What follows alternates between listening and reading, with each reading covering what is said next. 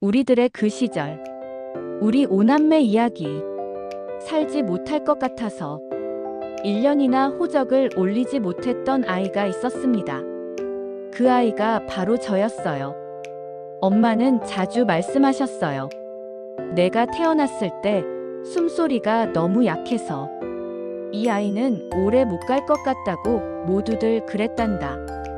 갓난아기였던 저는 정말 작고 약했대요.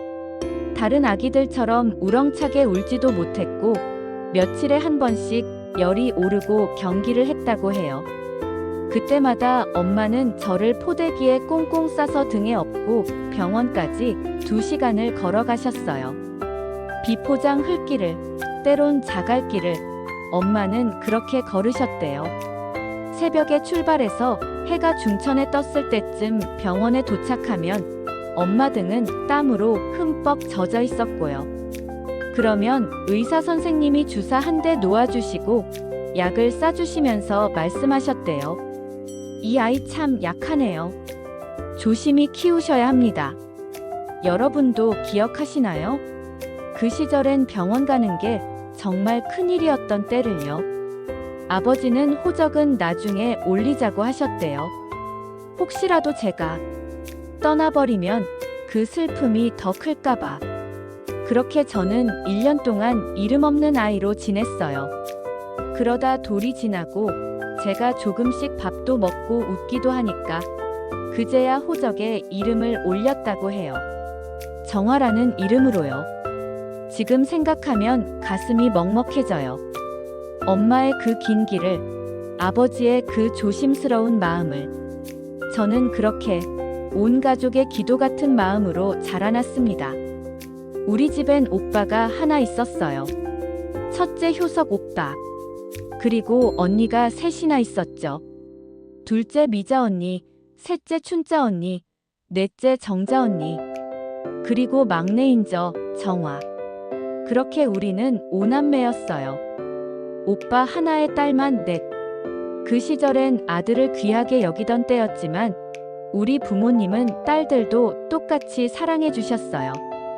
5명이 모두 내 자식이지 무슨 차별이 있겠느냐고 아버지는 늘 말씀하셨죠. 아버지는 새벽부터 일어나셨어요. 동이 트기 전, 아직 어둠이 마을을 덮고 있을 때면 벌써 마당에서 소염을 주는 소리가 들렸죠. 우리 집은 그 지역에서 농사를 제법 많이 짓는 집이었어요. 논농사도 하시고 뒷산엔 과수원도 있었고요. 사과나무, 배나무가 빼곡히 심어져 있던 그 과수원. 봄이면 하얀 꽃이 눈처럼 피어나서 정말 아름다웠어요. 아버지는 일손이 부족하면 우리 남매들을 불러 세웠어요. 모내기철이면 온 식구가 논에 나가서 모를 심었고 추수 때면 함께 벼를 베었죠.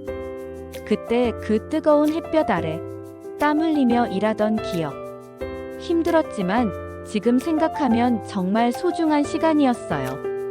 혹시 어릴 적 부모님과 함께 들릴 나가셨던 기억 있으신가요? 아버지는 소도 키우셨어요. 누렁이라고 이름 붙인 황소가 있었는데 순하고 힘이 좋아서 농사일에 큰 도움이 됐죠. 저는 그 소가 무서웠지만 가끔 소등에 올라타면 정자 언니가 정화야, 떨어진다 하고 소리치며 웃었던 기억이 나요. 그렇게 부지런히 일하신 덕분에 아버지는 마을에서도 인정받는 분이셨어요. 나중엔 지역 이장님도 하셨죠. 마을 사람들이 무슨 일이 있으면 우리 집으로 찾아와서 아버지께 여쭤보곤 했어요. 이장님, 이번에 물길 문제 좀 어떻게 해야 할까요? 이장님, 마을길 정비는 언제쯤 할 수 있을까요? 아버지는 늘 신중하게 생각하시고 공평하게 일을 처리하셨어요. 마을 사람들은 아버지를 믿고 따랐죠. 저녁이면 마당에 평상을 펴고 마을 어르신들이 모여서 막걸리 한잔 하시며 이야기꽃을 피우셨어요. 저는 안방 문턱에 앉아서 그 소리를 들으며 잠들곤 했죠.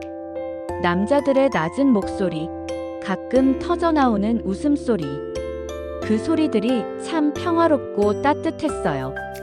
엄마는 우리 동네에서 반찬을 제일 잘 만드시기로 소문났어요. 솜씨가 정말 좋으셨죠. 간장게장, 된장찌개, 김치, 깍두기 특히 칼국수를 잘 만드셨어요. 엄마 손을 거치면 뭐든 맛있어졌어요. 제일 기억에 남는 건 김장철이에요. 음력 10월 말이면 온 동네가 김장 준비로 바빴죠.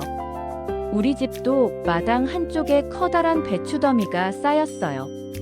엄마는 새벽부터 배추를 다듬고 소금물에 절이시고 양념을 만드셨죠.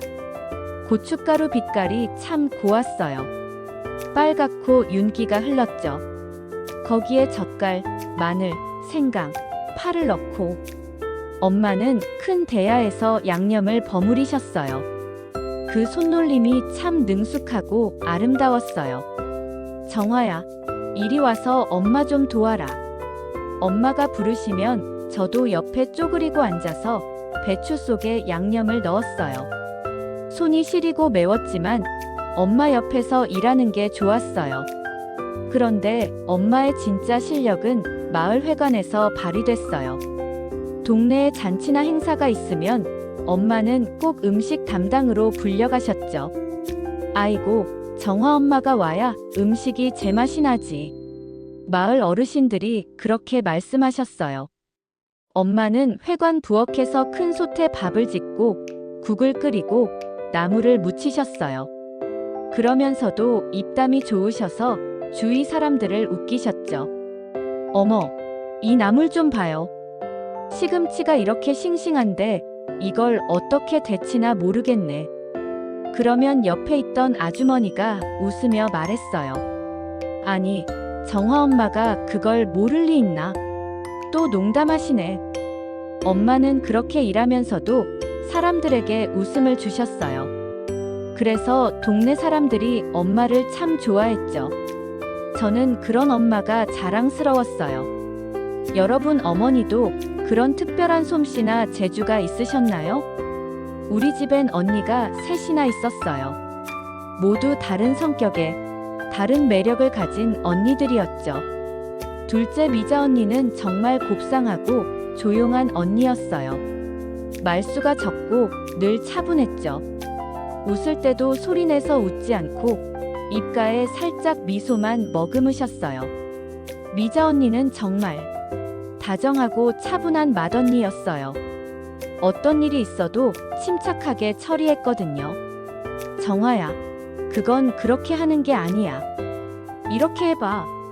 미자 언니는 제가 뭘 못하면 조용히 다가와서 가르쳐 줬지요.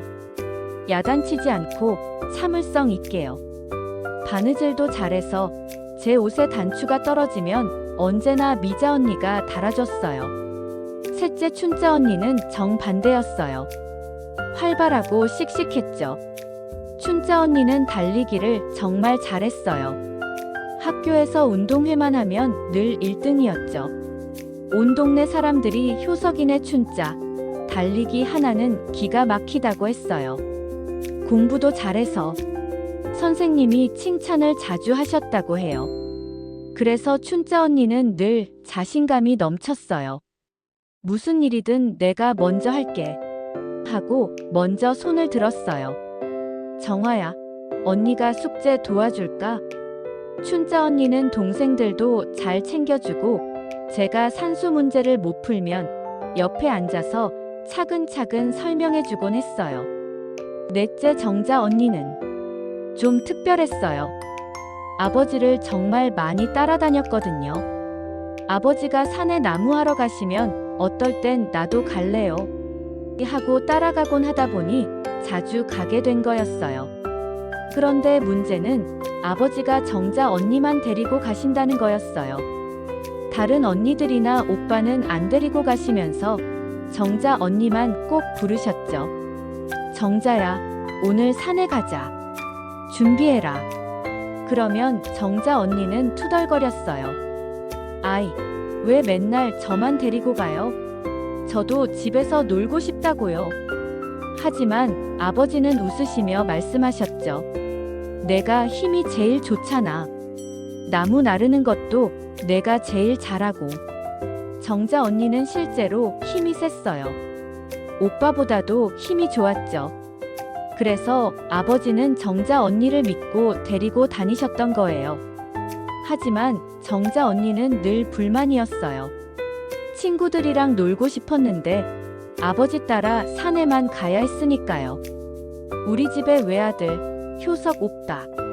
오빠는 정말 노는 걸 좋아하셨어요. 집에 있는 시간보다 밖에서 친구들이랑 노는 시간이 훨씬 많았죠. 아침에 밥 먹고 나가면 해질녘이 되어서야 집에 들어왔어요. 그것도 엄마가 밥 먹으러 와라 하고 소리치셔야 겨우 집에 들어왔죠. 효석아, 어디 갔었어, 이놈아. 밥 먹어야지. 엄마의 목소리가 온 동네에 울려 퍼지면 어디선가 후다닥 달려오는 오빠. 손에는 늘 뭔가를 들고 있었어요. 참새를 잡았거나 물고기를 잡았거나 아니면 새총이나 팽이 같은 걸 들고 들어왔어요. 엄마, 오늘 개울에서 물고기 엄청 잡았어요. 오빠는 자랑스럽게 말을 했지만 엄마는 한숨만 쉬셨어요. 에휴, 공부는 언제 하려고 그러니? 하지만 오빠는 개의치 않고 또 다음 날이면 또 친구들과 어울려 다녔죠. 산으로, 들로, 개울로. 온 동네가 오빠의 놀이터였어요. 동네 친구들은 모두 오빠를 좋아했어요. 오빠가 리더였죠. 오늘은 뭐 하고 놀까? 하고 오빠가 물으면 친구들이 효석이가 먼저 정해봐 하고 따랐어요. 여름이면 개울에서 물놀이를 할 때엔 나무 사이에 줄을 매고 그네를 만들어서 물속으로 뛰어들기도 하고, 겨울이면 눈썰매를 타거나 팽이치기를 했고요. 저는 가끔 오빠 뒤를 몰래 따라가곤 했어요. 오빠랑 언니들이 노는 게 재미있어 보였거든요. 하지만 오빠는 절 보면 애잔한 목소리로 말했어요. 정화야, 너는 집에 가 있어. 여긴 위험해. 오빠는 막내인 저를 늘 보호하려고 했어요. 겉으로는 놀기만 좋아하는 것 같았지만 늘 동생들을 챙기고 있었죠. 한 번은 동네 아이들이 저를 놀린 적이 있었어요. 정화는 맨날 집에만 있어. 겁쟁이. 그 소리를 듣고 오빠가 쏜살같이 달려와서 내 동생 놀리지 마. 정화는 몸이 약해서 그런 거야. 제 편을 들어주는 그 모습이 참으로 든든했죠. 놀기만 좋아했지만 듬직한 나의 오빠였어요. 어린 시절 여러분에게도 이런 형제자매가 있으셨나요? 저는 우리 5남매 중에서 제일 왜소했어요. 다른 애들보다 키도 작고 몸도 약했죠. 갓난아기 때 죽을 뻔했던 탓인지 늘 조심조심 자랐어요. 그런데 동네 사람들은 절 보면 이렇게 말씀하셨어요. 아이고, 막내 정화 좀 봐. 인형 같네. 인형 같아. 제 얼굴이 좀 이국적이었나 봐요. 눈이 크고 코가 오똑하고 피부가 하였어요. 일이 이쁜데 텔레비전 나와도 될 것 같다고 하시는 분도 계셨죠. 하지만 저는 제 얼굴보다 제 성격이 더 걱정이었어요. 너무 내성적이었거든요. 학교에 가면 친구들한테 먼저 말을 거는 게 어려웠어요. 놀이에 끼고 싶어도 나도 끼워줘 한마디가 나오지 않았죠. 그래서 늘 혼자 교실 구석에 앉아 있거나 운동장 한쪽에서 친구들이 노는 걸 바라보기만 했어요. 선생님이 물어보시면 대답은 할 수 있었어요. 하지만 목소리가 너무 작아서 선생님이 정화야, 크게 말해봐 하고 다시 물으시곤 하셨죠. 그러면 얼굴이 빨개져서 더 말을 하지를 못했어요. 엄마는 그런 저를 걱정하셨어요. 정화야, 넌 왜 그렇게 말이 없니? 친구들이랑 놀아야지. 놀고 싶어요. 그럼 나가서 놀아야지. 하지만 발이 떨어지지 않았어요. 밖에 나가도 친구들 무리에 가까이 가지 못하고 멀찍이서 보기만 했죠. 그런 제가 친구들과 어울리게 된 건 방학 때였어요. 여름방학이었는데 같은 학교 아이들이 우리 집 마당에 놀러 왔어요. 미경이, 순자, 인숙이, 성자. 다들 같은 동네에 사는 또래 아이들이었죠. 정화야, 우리 화투 칠까? 미경이가 물었어요. 저는 얼굴이 빨개지면서 고개를 끄덕였어요. 그날부터 우리는 거의 매일 모였어요. 마당 평상에 돗자리를 깔고 화투를 쳤어요. 고스톱은 할 줄 몰라서 민화투를 쳤죠. 지는 사람은 얼굴에 딱지를 붙이는 벌칙도 했어요. 하하, 정화 또 졌다. 딱지 붙여. 친구들이 웃으며 제 얼굴에 종이 딱지를 붙였어요. 저도 웃었어요. 정말 오랜만에 신나게 웃었던 것 같아요. 화투 말고도 우리가 했던 놀이는 참 많았어요. 요즘 아이들은 상상도 못할 놀이들이었죠. 공기놀이는 여자애들의 필수였어요. 작은 돌멩이나 공깃돌 5개를 가지고 손등에 올려서 잡기, 하나씩 집어 올리기, 2개씩 집어 올리기. 단계가 있었어요. 저는 손이 작아서 잘 못했는데 순자는 정말 잘했어요. 정화야, 이렇게 하는 거야. 손목의 힘으로. 순자가 가르쳐줬어요. 저는 열심히 연습했어요. 그러다 공깃돌을 놓쳐서 사방으로 흩어지면 다들 웃으며 주워 모았죠. 자치기도 재미있었어요. 남자애들 놀이라고 생각했는데 우리도 하고 싶어서 배웠어요. 나무 막대기 2개로 하는 건데 작은 막대기를 땅에 놓고 큰 막대기로 튕겨 올려서 멀리 날리는 거예요. 와! 인숙이가 제일 멀리 날렸다. 우리는 소리치며 좋아했어요. 이긴 사람은 우쭐해하고 진 사람은 다음엔 꼭 이긴다며 다짐했죠. 고무줄놀이도 했어요. 긴 고무줄을 2명이 양쪽에서 잡고 중간에서 뛰면서 노래를 부르는 거예요. 학교 종이 땡땡땡, 어서 모이자. 노래에 맞춰 고무줄을 넘고 밟고 돌고. 고무줄 높이가 점점 올라가면 어려워졌어요. 무릎, 허리, 가슴. 나중엔 머리 위까지 올라갔죠. 그걸 넘으려면 정말 높이 뛰어야 했어요. 체력이 약해서 금방 지치는 내게. 친구들은 정화야, 괜찮아. 천천히 해. 하고 응원해주는 그 따뜻한 마음이 참 고마웠어요. 비가 오는 날엔 처마 밑에 모여서 딱지치기를 했어요. 종이를 접어 만든 딱지로 상대방 딱지를 뒤집으면 이기는 거예요.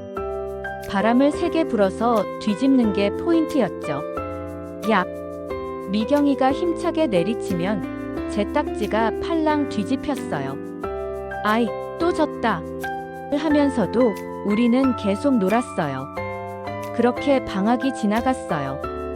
해가 중천에 떠도 소나기가 와도 우리는 늘 함께 놀다 보니 내성적이었던 저도 어느새 친구들과 스스럼없이 웃고 떠들게 됐죠. 혹시 여러분도 이런 놀이들 해보셨나요? 그때의 행복이 떠오르시나요? 그렇게 시간은 흐르고 계절이 바뀌고 해가 바뀌고 우리들도 조금씩 자랐어요. 효석 오빠는 여전히 놀기 좋아했지만 점점 책임감 있는 오빠가 되어갔고, 미자 언니는 곱고 조용한 모습 그대로 자랐고, 춘자 언니는 여전히 씩씩하고 밝았죠. 정자 언니는 아버지를 덜 따라다니게 됐지만 그 힘센 성격은 변하지 않았어요. 그리고 저는 더 이상 그렇게 내성적이지 않게 됐어요. 여전히 조용한 편이었지만 친구들과 웃고 떠들 수 있게 됐고, 몸도 조금씩 튼튼해졌어요. 아버지는 여전히 새벽에 일어나 일하셨고, 엄마는 여전히 맛있는 음식을 만드시고, 마을회관에선 언제나 엄마의 웃음소리가 가장 컸죠. 우리 오남매는 가끔 싸우기도 했어요. 그건 내 거야. 아니야, 내 거라니까. 하고 다투다가 금방 화해하고 다시 웃었어요. 그게 형제자매니까요. 지금 생각해보면 그 시절이 참 소중했어요. 가난하지 않았지만 풍족하지도 않았던 때. 텔레비전도 없었고 장난감도 별로 없었던 때. 하지만 우리에겐 서로가 있었어요. 마당에서 함께 놀던 기억, 평상에 둘러앉아 화투 치던 기억, 엄마가 만들어준 밥을 함께 먹던 기억. 그 모든 것이 지금의 저를 만들었어요. 살지 못할 것 같아서 1년이나 호적을 올리지 못했던 아이. 그 아이가 지금 이렇게 자라서 그때의 이야기를 들려드리고 있어요. 여러분의 어린 시절엔 어떤 추억이 있으신가요? 함께 놀던 형제자매는요? 부모님의 모습은 어떠셨나요? 우리가 살아온 시간들, 그 속에 작은 순간들이 모여서 지금의 우리가 됐어요. 그 시간들이 있었기에 우리는 지금도 따뜻한 마음으로 살아갈 수 있는 거예요. 오늘 이 이야기가 여러분의 추억도 함께 떠올리게 했다면 그것만으로도 저는 참 행복합니다. 우리 오남매의 이야기 여기서 마칠게요. 들어주셔서 정말 고맙습니다. 그 시절 우리는 서로가 있어서 행복했습니다. 여러분도 오늘 하루 소중한 사람들과 함께 행복하시길 바랍니다. 다음에 또 다른 이야기로 찾아뵙겠습니다. 감사합니다. 행복하세요.